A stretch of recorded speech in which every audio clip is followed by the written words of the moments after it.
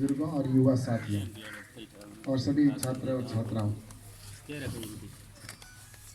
आज सबसे पहले तो मैं आप सबको बहुत बहुत धन्यवाद देता हूँ कि आपने ये स्वागत और सम्मान किया, इसके लिए आप सबका बहुत बहुत आभार।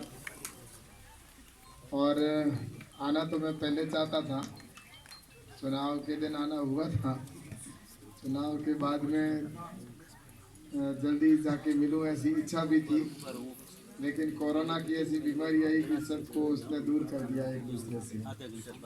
परिवार के अंदर भी भाई भाई को दूर कर दिया, पति पत्नी को भी दूर कर दिया, क्योंकि किसी के कोरोना हो गया तो घर वाले ऐसे देख रहे थे जैसे कि इसको अलग ही रख रहे थे। तो ये ऐसी बीमारी थी और सरकार की भी गाइडलाइन थी कि अपने को भीड़ नहीं करनी है, एक जगह पर ज़्यादा इकट्ठे नहीं होना है, और उसकी वजह से मैं आपके बीच में नहीं आ सका। जैसे ही ये गाइडलाइन हटी तो मैंने सोचा कि मैं सभी गांवों में जाऊं, और लगभग ये दौरा जब से शुरू हुआ है तो हर शनिवार और रविवार का मैंने सोचा है कि मैं मेरे क्षेत्र में रहूं और किसी 4-5 पंचायत में एक दिन में जाऊं ताकि सबसे मिलना हो। तो आज ये पहले पिछले शनिवार और रविवार को बाईतू विधानसभा के कुछ गांव थे, वहाँ गया था, और आज ये अपने शिव विधानसभा के अंदर से शुरुआत हुई है। तो आज ये एक पंचायत का पीछे करके दूसरी पंचायत आपकी है। आगे हर शनिवार को ऐसे ही पूरे जितने भी लोकसभा में गांव है सब तक जाने की कोशिश करूँगा, क्योंकि लोकसभा बहुत बड़ा है और हिंदुस्तान का सबसे बड़ा अगर लोकसभा कोई क्षेत्र है तो वो बाड़मेर और जैसलमेर है। तो फिर भी मैं कोशिश करूंगा कि सब जगह पहुंचूं और जनता की समस्याओं को सुनूं।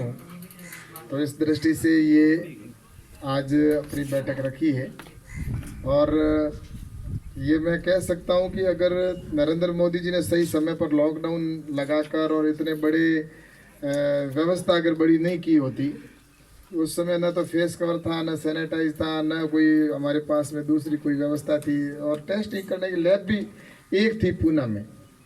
लेकिन मोदी जी ने 2 महीने के लॉकडाउन के अंदर सारी व्यवस्थाएं की, सब जगह फेस कवर सैनिटाइज की व्यवस्था हुई और हर ज़िले में लगभग लैब स्थापित हुई, और उसकी वजह से मैं कह सकता हूं कि जो मृत्यु दर है वो भी हमारा कम रहा दूसरे देशों की बनिस्बत है।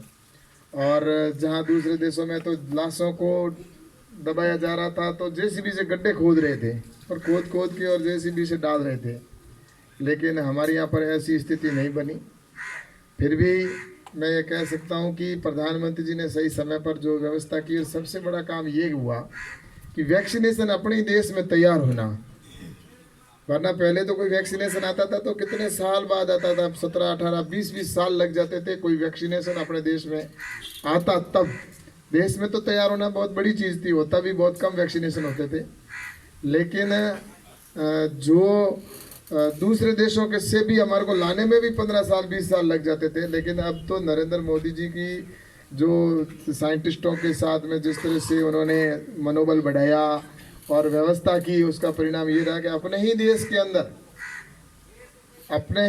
के अंदर वैक्सीनेशन की आज डोज है वो हमारा खुद का हिंदुस्तान का वैक्सीनेशन तैयार हुआ, और आज हम ये स्थिति में है कि हम विदेशों के अंदर भी वैक्सीनेशन दे रहे हैं, और हिंदुस्तान के अंदर नरेंद्र मोदी जी ने कल के दिन 100 करोड़ लोगों को वैक्सीनेशन से वैक्सीनेट कर दिया। सबसे बड़ी चीज़ ये 100 करोड़ लोगों को।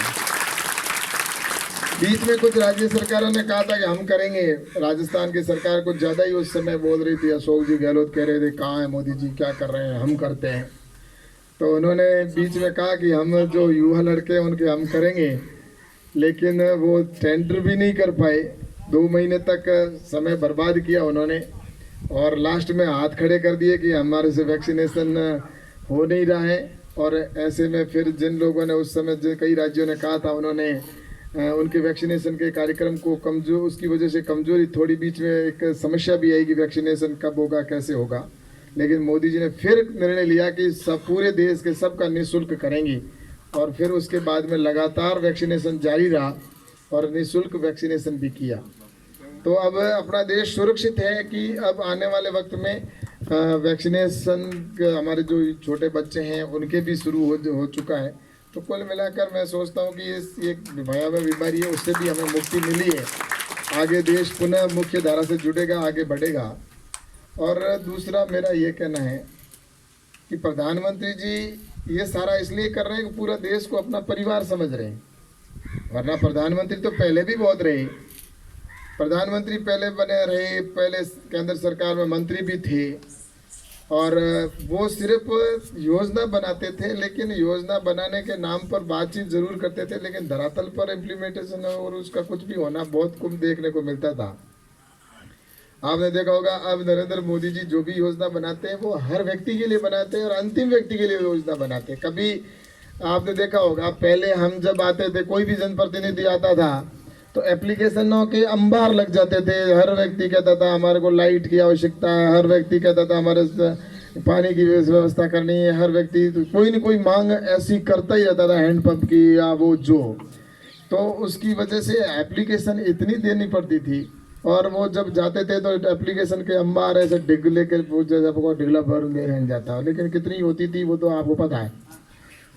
लेकिन नरेंद्र मोदी जी ने कहा कि ऐसी स्थिति क्यों पैदा हो, कोई आदमी किसी के सामने मांग क्यों करे, और इसके लिए उन्होंने कहा कि न तो कोई जाति के ऊपर योजना बनानी है, न किसी क्षेत्रवाद के ऊपर योजना बनानी है, और ना ही किसी पार्टीवाद के ऊपर कोई योजना बनानी है।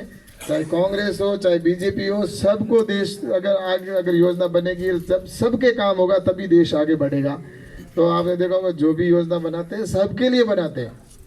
उन्होंने आपने देखा होगा आज जो शौचालय बनाए हैं तो सभी गरीब परिवारों को शौचालय देने का काम किया। और उन्होंने जैसे ही गैस का कनेक्शन कहा तो गरीब परिवारों को निःशुल्क गैस कनेक्शन, गाँव में कहाँ गैस कनेक्शन था, आज गैस की टंकियाँ लेकर एजेंसी वाले घूमते हैं। पहले शहर में भी गैस की टंकी नहीं मिलती थी। फिर उसके बाद में आपने देखा होगा कि प्रधानमंत्री आवास है तो सभी के गरीब परिवारों के प्रधानमंत्री आवास बने। पहले गांव में 1-2 इंदिरा आवास मिलते थे, 25,000 रुपये देते थे तो अनठाई हुई, 25,000 में कोई घर बने, और वो भी 1-2 जनों में, पूरे साल में 1 या 2 का नाम हो तभी में लड़ाई चलती। लेकिन अब प्रधानमंत्री जी ने कहा है कि कोई परिवार गरीब है, बीपीएल है, जिसके ऐसा नहीं हो, जिसके घर पे बीपीएल भी जरूरी नहीं है, गरीब होना चाहिए, उसके मकान बने। तो आज हर पंचायत में कहीं 20-50 बने तो कहीं 500 भी बने, 300, 400, 500 से कम तो कहीं है ही नहीं। सब जगह प्रधानमंत्री आवास, वो भी 1.5 लाख रुपए के पक्के मकान बना कर दिए जा रहे हैं। तो उसमें कोई ये नहीं कह सकता कि मैं पीछे रह गया या वो रह गया, सबके लिए योजना बनाई जा रही है। इसी तरह से लाइट की योजना थी तो लाइट के लिए दीनदयाल ग्राम ज्योति योजना में कहा कि कोई घर पीछे नहीं रहे, सबके कनेक्शन किए। और किसान सम्मान निधि का पैसा दिया जा रहा है, तो किसान सम्मान निधि के अंदर भी आपको कहना चाहूँगा कि 2,000 रुपये आपके आते हैं हर 4 महीने। मोदी जी एक बटन दबाते हैं, एक बटन दबावे और 11 करोड़ किसानों के खाते में 2,000 रुपये पहुँचे हर 4 महीने में। कृषि मंत्रालय की योजना है जिसमें किसान सम्मान निधि का पैसा आता है कि नहीं आता है खाता में 2,000 रुपया। तो ऐसे मोदी जी ने ये योजना प्रारंभ की, सबके सीधे डायरेक्ट, बीच में कोई बिछोलिया नहीं। ये तो लाइट की बात अगर मैं करूं, लाइट का तो अभी कुछ घर पीछे बच गए अपने। ये तो राजस्थान की सरकार ने लेटर लिख कर दे दिया भारत सरकार को कि हमारे यहाँ पर सभी घरों में कनेक्शन हो गया। झूठ का लेटर लिखा उन्होंने खाना पूर्ति करने के लिए। और मैं इस बार जब सांसद बन के गया तो मेरे सामने मैंने कहा कि हमारे कुछ घर बच गए जहाँ लाइट का कनेक्शन बाकी है दीनदयाल ग्राम ज्योति योजना में। तो उन्होंने पत्र बताया कि ये राजस्थान सरकार ने तो हमें नो ड्यूज सर्टिफिकेट दिया है, पत्र दिया है कि हमारे वहाँ पर राजस्थान में कोई घर बाकी नहीं है, इसलिए वहाँ तो योजना पूरी हो गई। मैंने कहा नहीं है ऐसी बात, आप जांच करवाओ, पता चलेगा आपको, और फिर उसके बाद दोबारा योजना चालू करवाई। अब मैंने बड़ी मुश्किल से उनका ये पत्र आ गया था, उस पत्र को हमने कहा ये झूठा पत्र है, इनको तो सिर्फ फॉर्मेलिटी करनी है।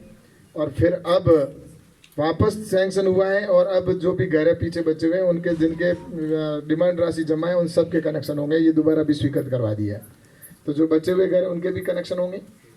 और अभी एक योजना नरेंद्र मोदी जी की और शुरू कर रहे हैं कि घर घर पानी की के हालात अपने आप में जानो है।